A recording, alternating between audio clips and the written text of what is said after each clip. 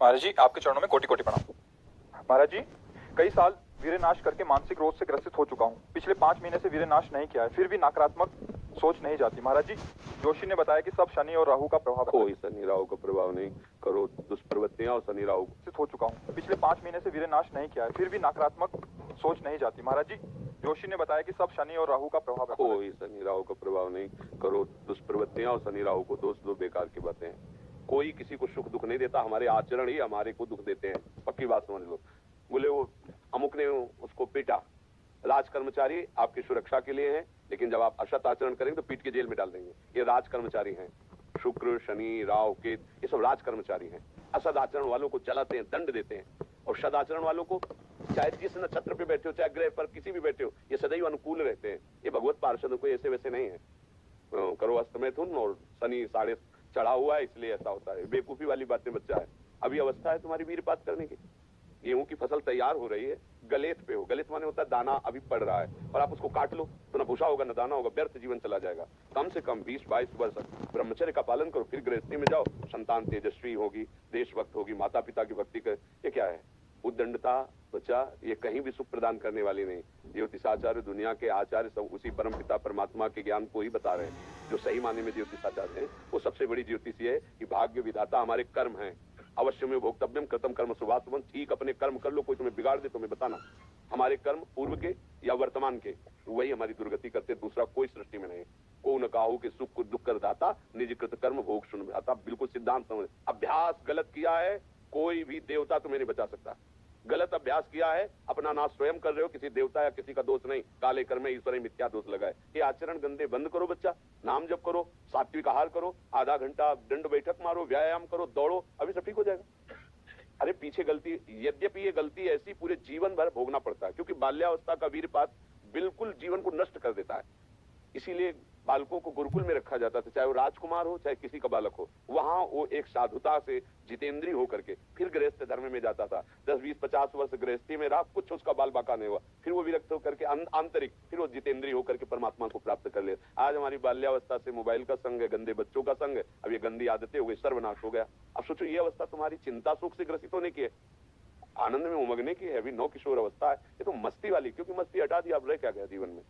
ये जो लोग समझते हैं ना कि जैसे खून निकलवा लो तो खून बन जाता है, बहुत गलत बात है। खून वो दान देना, वो महीने में वो बात एक अलग है, लेकिन सप्तम धातु वीर एक मन शुद्ध सात्विक पौष्टिक अन्न के बाद एक बार के लिए तैयार होता है। और यहाँ बच्चे खिलवाड़ में 2-2 3-3 बार रोज, अब क्या होगा उनका? हड्डियों तक की सामर्थ्य नष्ट हो जाएगी, कुछ दिनों बाद देखना बंद हो जाएगा, ऐसे चौंधियाने लगोगे, खड़े होने में चक्कर आएगा, कमर दर्द करेगा, पैरों में टूटन बनी रहेगी, दिमाग में टेंशन बनी रहेगी, पढ़ोगे तो कुछ याद नहीं रहेगा, स्मृति नष्ट होने लगेगी, एक नास्तिकता छा जाएगी, फिर जीवन भार लगेगा, फिर नशा में उतर जाओगे, फिर तो बस गए, फिर गए। अब कौन मानता है संत महात्माओं की बातों को? समझाते हैं तो साधु महात्मा है तो अलग बात करते हैं। नहीं, हर बहन भाई को 20 वर्ष तक नियम पूर्वक ब्रह्मचर्य रहना चाहिए। ये जो व्यवहार चला है, अब क्या है कि कुछ भी बोलो तो जबान पे लोग अंकुश की, वो तो ऐसा बोल रहे।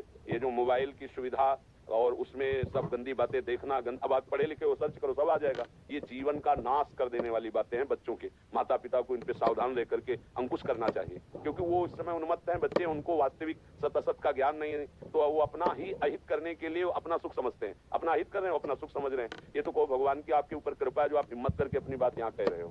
पर फिर भी अवलो नशानी अवनान से हो, सावधानी से चलो, और हम जो कह रहे हो मानो। आधा घंटे व्यायाम निश्चित करो, सबको करना चाहिए, चाहे स्त्री शरीर हो चाहे पुरुष शरीर हो। एक बार शरीर को बहुत एक्टिव करना चाहिए। ये शरीर हम नहीं है।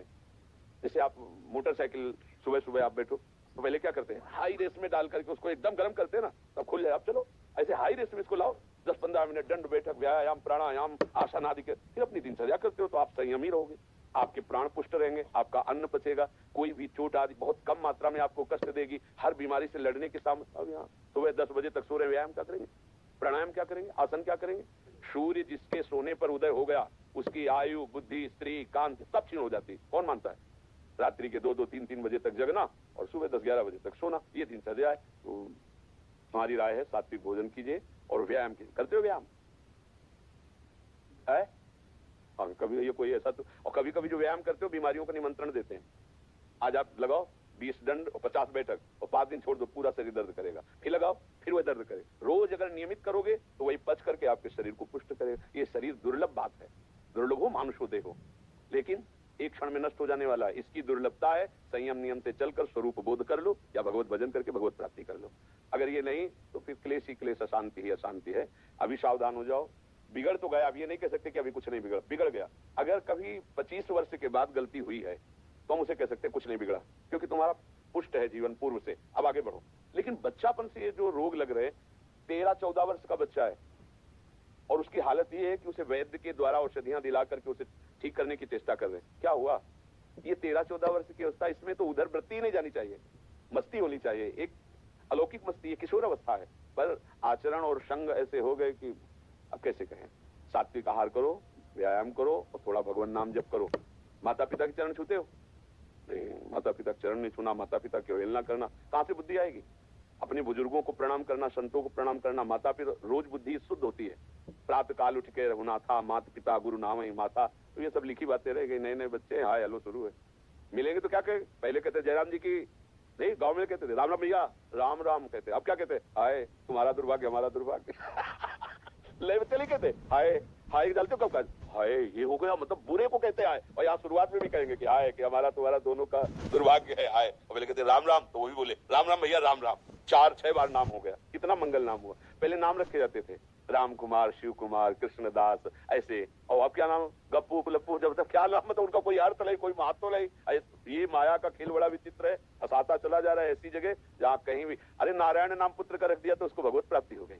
अंतिम समय याद आ गया पुत्र की और बुलाया नारायण, तो भगवान के पार्षद आ गए, कथा है, बचा लिया। अगर हम परिवार में भगवान नाम रखें, थोड़ा नाम कीर्तन करें, भगवत चर्चा करें और बच्चों को बैठाल के संकोच न करें। माता पिता को चाहे, एक हम जानकारी के भर, वो अब संन्यास ले चुका है बच्चा, उसकी माँ ऐसे समझाती जैसे मित्र से कि देखो बेटा तुम जवान हो रहे हो, तुम्हारा मन ऐसे भोगों की तरफ जाएगा,